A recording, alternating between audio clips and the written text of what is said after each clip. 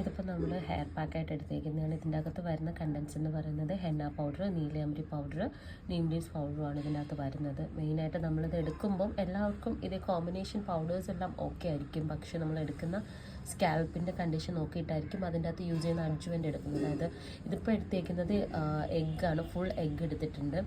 അതിപ്പം ഓരോ ആൾക്കാരുടെ ഹെയർ ടൈപ്പ് അനുസരിച്ചിട്ടായിരിക്കും നമ്മൾ എടുക്കുക. ഇപ്പം എടുത്തേക്കുന്ന ആൾക്ക് ഹെയർ പ്രോട്ടീൻ കുറവാണ്, അപ്പോൾ അത് ഹെയറിൻ്റെ ഫോളിക്കിൾസും സ്റ്റിമുലേഷൻസും കൂട്ടാൻ വേണ്ടിയിട്ട് ഉള്ളതാണ്. ഹെയർ മാസ്ക് ആണിത്.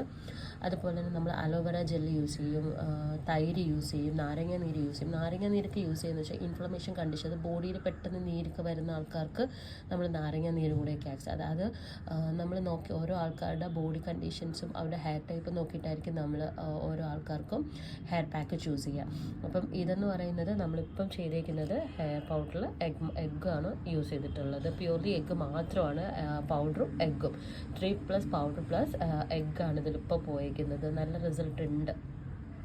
Okay, thank you.